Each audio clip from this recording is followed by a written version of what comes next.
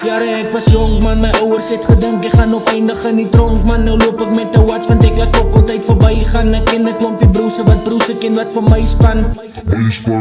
Jare ek was jong man, my ouers het gedink ek gaan opeindig in die tronk man. Nou loop ek met 'n watch want ek laat fok altyd verby gaan. Ek ken 'n klompie broerse wat broerse ken wat vir my span. My span.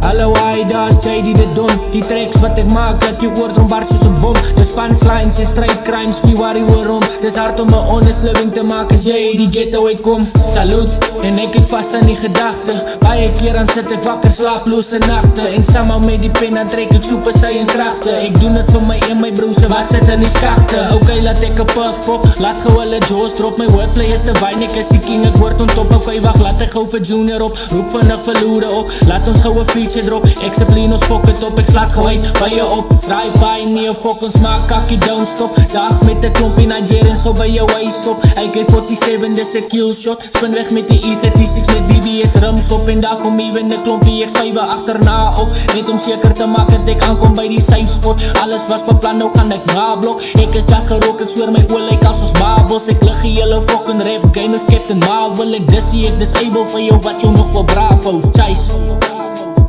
is JD Triple Extreme Records. Jare ek was jong man, my ouers het gedink ek gaan opeindig in die tronk man. Nou loop ek met 'n watch want ek laat fok altyd verby gaan. Ek ken 'n klompie broerse wat broerse ken wat vir my span. Jare ek was jong man, my ouers het gedink ek gaan opeindig in die tronk man. Nou loop ek met 'n watch want ek laat fok altyd verby gaan. Ek ken 'n klompie broerse wat broerse ken wat vir my span. My span.